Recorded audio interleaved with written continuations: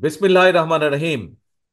আজকের এই জনসভার সম্মানিত সভাপতি, মঞ্চে উপস্থিত স্থায়ী কমিটির সম্মানিত সদস্য জনাব নজরুল ইসলাম খান, উপস্থিত সম্মানিত নেতা জনাব ফজলুর রহমান সহ উপস্থিত নেতৃবৃন্দ, মঞ্চে উপস্থিত আন্দোলনে শহীদ পরিবারের সদস্যবৃন্দ, উপস্থিত আন্দোলনে ক্ষতিগ্রস্ত পরিবারের সদস্যবৃন্দ, আমার সামনে উপস্থিত কিশোরগঞ্জবাসী, কিশোরগঞ্জের বিভিন্ন এলাকা থেকে আগত প্রিয় ভাই ও বোনেরা, আসসালাম আলাইকুম। প্রিয় ভাই বোনেরা, আজকে আমরা সকলে এই মাঠে, আপনারা এই যে হাজারো মানুষ এই মাঠে আপনারা একত্রিত হয়েছেন আজকে আজকে আমরা এখানে একটি মুক্ত পরিবেশে কথা বলছি, একটি ভয়হীন পরিবেশে আমরা সকলে কথা বলছি। একটু আগে আপনারা দেখেছেন মঞ্চে কিছু মানুষ কথা বলেছেন। কোন সেই মানুষগুলো? যেই মানুষগুলো স্বজনদেরকে তারা হারিয়েছেন বিগত স্বৈরাচার আন্দোলনের সময়। আমরা কিছু মানুষের বক্তব্য শুনেছি যারা নিজেরা শারীরিকভাবে ক্ষতিগ্রস্ত হয়েছেন, নির্যাতিত হয়েছেন, অত্যাচারিত হয়েছেন বিগত স্বৈরাচারের বিরুদ্ধে আন্দোলনের সময়। প্রিয় ভাই বোনেরা, এই যেই মানুষগুলোর কথা আমরা শুনেছি, সেই মানুষগুলোকে সম্মান জানানোর জন্য, শ্রদ্ধা জানানোর জন্য, সেই শহীদ পরিবারের স্বজনদেরকে, শহীদ পরিবারের সদস্যদেরকে সম্মান জানানোর জন্য আজ আমরা সকলে একত্রিত হয়েছি। এই যে যেই ভয়হীন পরিবেশে আজ আমরা এখানে আলাপ করছি, কথা বলছি, একত্রিত হয়েছি, সমবেত হয়েছি, এই শঙ্কামুক্ত পরিবেশে যে আমরা আজ একত্রিত হয়েছি, এই সময়টার জন্য বিগত 17 বছর এই দেশের মানুষকে অপেক্ষা করতে হয়েছে। এই পরিবেশটির জন্য দীর্ঘ 17 বছর এই দেশের মানুষকে আত্মত্যাগ করতে হয়েছে, সংগ্রাম করতে হয়েছে, প্রতিবাদ প্রতিরোধ গড়ে তুলতে হয়েছে। প্রিয় ভাই বোনেরা, আজকে এই কিশোরগঞ্জ জেলাতেই আমরা আমাদের 16 জন মানুষকে হারিয়েছি, 17 জন মানুষকে আমরা হারিয়েছি, 17 জন মানুষকে আমরা এই কিশোরগঞ্জের মানুষকে আমরা হারিয়েছি, যারা আত্মত্যাগ করেছেন এই দেশের মানুষের অধিকারের জন্য, নিজেদের জীবনকে আত্মত্যাগ করেছেন। 16 জন মানুষ আছেন যারা বিভিন্নভাবে ক্ষতিগ্রস্ত হয়েছেন শারীরিকভাবে, যারা ভয় পাননি, পিছিয়ে যাননি, যারা দেশের মানুষের অধিকারের কথা বলতে গিয়ে। প্রিয় ভাই বোনেরা, সারা বাংলাদেশে এরকম হাজারো মানুষ আছে, হাজারো শহীদ পরিবার আছে, যারা হাজারো শহীদ আছে, যারা আত্মত্যাগ করেছেন বিগত 17 বছরে।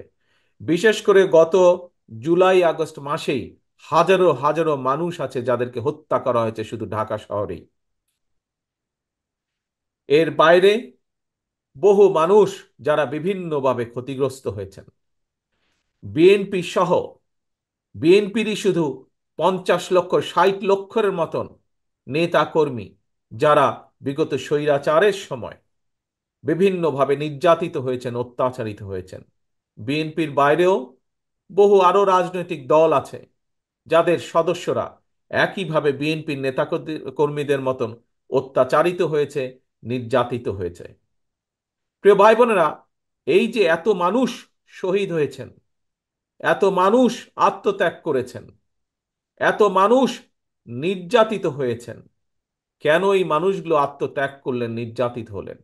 কারণ একটাই, এই মানুষগুলো বাংলাদেশের মানুষের, সাধারণ মানুষের রাজনৈতিক অধিকার নিশ্চিত করতে চেয়েছিল। আমরা যে আজকে মুক্ত পরিবেশে কথা বলছি, এইরকম একটি মুক্ত পরিবেশের নিশ্চয়তা নিশ্চিত করতে চেয়েছিল এই মানুষগুলো। কিন্তু আমরা দেখেছি স্বৈরাচার দাবিয়ে রাখতে চেয়েছিল এই বাংলাদেশের মানুষকে। প্রিয় ভাই বোনেরা, এই বাংলাদেশের মানুষ দেখিয়ে দিয়েছে যে তারা গুলির সামনে নিজেদের বুক পেতে দিতে রাজি, তারপরেও বাংলাদেশের মানুষ স্বৈরাচারকে মেনে নিতে রাজি না। এবং সেই জন্যই হাজারো মানুষের আত্মত্যাগের বিনিময় আজ আমরা এই বাংলাদেশকে পেয়েছি। ৭১ সালে যেমন লক্ষ শহীদের আত্মত্যাগের বিনিময় এই দেশ স্বাধীন হয়েছিল, আবারও ২০২৪ সালের আগস্ট মাসে আমরা এই দেশের স্বাধীনতা, সার্বভৌমত্ব এবং মানুষের অধিকার নিশ্চিত করে স্বৈরাচারকে বিদায় করতে সক্ষম হয়েছি জনগণের সংগ্রামের মাধ্যমে, জন অভ্যুত্থানের মাধ্যমে। প্রিয় ভাই বোনেরা, এই যে এই আত্মত্যাগ, এই যে এই বিসর্জন, এটিকে আমাদের ধরে রাখতে হবে, এটির মূল্য আমাদেরকে দিতে হবে। আজকে সমগ্র বাংলাদেশের মানুষ একটি নতুন প্রত্যাশা নিয়ে সামনের দিকে তাকিয়ে আছে, ভবিষ্যতের দিকে তাকিয়ে আছে। অর্থাৎ বাংলাদেশের মানুষ যেই প্রত্যাশা নিয়ে সেই বিগত পতিত স্বৈরাচারের বিরুদ্ধে আন্দোলন করেছিল, সেই প্রত্যাশার প্রতিফলন ঘটাতে হবে।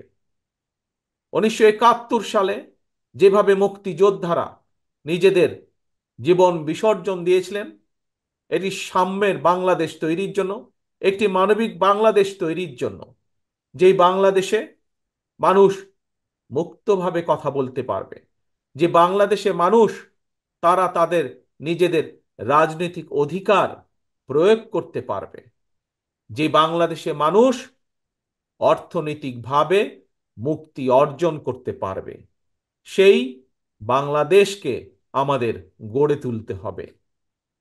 প্রিয় ভাই বোনেরা, আজ স্বৈরাচারের পতন হয়েছে।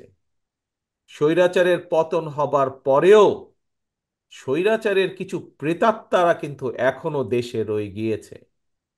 আমরা বারে বারে বলেছি, আমরা বারে বারে বলছি, আবারও বলেছি, আবারও বলতে চাই যে আজকে লাখো জনতার আত্মত্যাগের বিনিময় যে অন্তর্বর্তীকালীন সরকার প্রতিষ্ঠিত হয়েছে, এই সরকার জনগণের রাজনৈতিক যে প্রত্যাশা, জনগণের রাজনৈতিক যে অধিকার, যার জন্য বাংলাদেশের মানুষ বিগত ১৭ বছর ধরে সংগ্রাম করছে, সেই অধিকার যাতে সঠিকভাবে প্রতিষ্ঠিত হয়, তার জন্য তারা পদক্ষেপ গ্রহণ করবে। কিন্তু কিন্তু এটিও সতর্কভাবে খেয়াল রাখতে হবে আমাদেরকে যে তারা এই কাজটি, জনগণের এই কাজটি করতে গিয়ে, জনগণের রাজনৈতিক অধিকার প্রতিষ্ঠা যে কাজ, সেটি করতে গিয়ে এমন কোনো পরিস্থিতির উদ্ভব যেন না হয় যাতে করে অন্য স্বৈরাচার আবার কোনো ষড়যন্ত্র করার সুযোগ পায়। স্বৈরাচারের প্রেতাত্মারা বসে নেই, তারা তাদের ষড়যন্ত্রকে অব্যাহত রেখেছে। কাজে প্রিয় ভাই বোনেরা, গণতন্ত্রের পক্ষের সকল রাজনৈতিক দল, গণতন্ত্রের পক্ষের প্রতিটি মানুষকে আজ সতর্ক থাকতে হবে, সজাগ থাকতে হবে। একইভাবে যেরকম আমরা এই অন্তর্বর্তীকালীন সরকারকে সহযোগিতা করব, একই সাথে আমাদেরকে এটাও বলবে যে কোথায় কি সমস্যা হচ্ছে এবং কিভাবে তার সমাধান করতে হবে, সেই সহযোগিতা আমাদের তাদেরকে দিতে হবে। প্রিয় ভাই বোনেরা, আজকে সমগ্র বাংলাদেশের মানুষ প্রত্যাশা করছে, কি প্রত্যাশা করছে? যে তাদের প্রিয় দল, বাংলাদেশ জাতীয়তাবাদী দল বিএনপি, ইনশাল্লাহ জনগণের সমর্থন নিয়ে আগামীতে সরকার গঠন করতে সক্ষম হলে বাংলাদেশের মানুষের প্রত্যাশার যেই বাংলাদেশ, সেই প্রত্যাশার বাংলাদেশ গড়ে তোলার কাজ করবে। প্রিয় ভাই বোনেরা, গত কয়েকদিন ধরে আমি একটি কথা বলেছি, নিশ্চয়ই আপনারাও সেই কথাগুলো শুনেছেন, বিভিন্ন জনসভায় আমি বলেছি। আজ আপনাদের সামনেও সেই কথা বলতে চাই। লক্ষ্য এবং উদ্দেশ্য একটি। কি সেই লক্ষ্য এবং উদ্দেশ্য? বাংলাদেশকে সামনে নিয়ে যাওয়া। আমরা বাংলাদেশের মানুষকে স্বাবলম্বীভাবে গড়ে তুলতে চাই অর্থনৈতিকভাবে। আমরা বাংলাদেশের মানুষের রাজনৈতিক অধিকারকে প্রতিষ্ঠিত করতে চাই এবং এটিই হচ্ছে আমাদের লক্ষ্য, এটিই হচ্ছে আমাদের উদ্দেশ্য। কিন্তু এই লক্ষ্য এবং উদ্দেশ্যকে বাধাগ্রস্ত করার জন্য স্বৈরাচারের দোসররা এখনো তাদের ষড়যন্ত্রকে অব্যাহত রেখেছে। প্রিয় ভাই বোনেরা, আজ যেই শহীদদেরকে আমরা সম্মান দিয়েছি এখানে, সেই শহীদদের আত্মত্যাগকে যদি মূল্যায়ন করতে হয়, আজ যেই পঙ্গু ভাই বোনদের বা ক্ষতিগ্রস্ত আমাদের সহকর্মী ভাই বোনদেরকে যে আমরা এই যেই সম্মান দিয়েছি, তাদের সেই সম্মানকে যদি মূল্যায়ন করতে হয়, তাদের আত্মত্যাগকে যদি মূল্যায়ন করতে হয়, তাহলে আজ দল মত নির্বিশেষে আমাদের সকলকে ঐক্যবদ্ধ থাকতে হবে। ঐক্যবদ্ধ থাকতে হবে আমাদেরকে এই দেশের স্বার্থে, দেশের মানুষের স্বার্থে ঐক্যবদ্ধ থাকতে হবে। আমরা বিগত দিনে দেখেছি আমরা বিগত দিনে দেখেছি যে স্বৈরাচার সময় তারা ক্ষমতা ধরে রাখার জন্য তারা বিভিন্ন অপবাদ দিয়ে জাতিকে বিভক্ত করার চেষ্টা করেছিল। তারা, বাংলাদেশ জাতীয়তাবাদী দল বিভক্তি চায় না। আমরা চাই জাতিকে ঐক্যবদ্ধ করতে। আমরা চাই আমরা সকল দলমত নির্বিশেষে, বাংলাদেশে বিএনপি যেমন আছে, বাংলাদেশে অন্য আরো রাজনৈতিক দল আছে। আপনারা দেখেছেন, কয়েকদিন আগে আপনারা দেখেছেন, আমরা বলেছি দলের পক্ষ থেকে যে আমরা দলের পক্ষ থেকে 31 দফা একটি পরিকল্পনা বা কর্মসূচি আমরা ঘোষণা করেছি। এই 31 দফায় আমরা পরিষ্কারভাবে তুলে ধরেছি যে আমরা চাই আমরা সকলকে নিয়ে সরকার গঠন করতে। আমাদের সাথে বিশেষ করে আমাদের সাথে বিগত 17 বছরের স্বৈরাচার বিরোধী আন্দোলনের সময় যে সকল রাজনৈতিক দলগুলো আমাদের সাথে ছিলেন, যে সকল রাজনৈতিক দলের নেতৃবৃন্দ আমাদের সাথে ছিলেন এবং এখনো আছেন, আমরা চাই দল মত নির্বিশেষে সকলকে নিয়ে এই জাতি গঠন করতে, সকলকে নিয়ে এই দেশকে পুনর্গঠন করতে। প্রিয় ভাই বোনেরা, প্রিয় ভাই বোনেরা, দেশনেত্রী খালেদা জিয়া একটি কথা বলেছিলেন যে এই দেশের বাইরে দেশনেত্রী খালেদা জিয়ার কোনো ঠিকানা নেই। বাংলাদেশের বাইরে দেশনেত্রী খালেদা জিয়ার কোনো ঠিকানা নেই। দেশনেত্রীর খালেদা জিয়ার সন্তান হিসাবে আজ আপনাদের সামনে একইভাবে আমিও বলতে চাই, বাংলাদেশের বাইরে আমার কোনো ঠিকানা নেই। কাজেই এই দেশই আমার ঠিকানা, এই দেশই আমার প্রথম ঠিকানা, এই দেশই আমার শেষ ঠিকানা।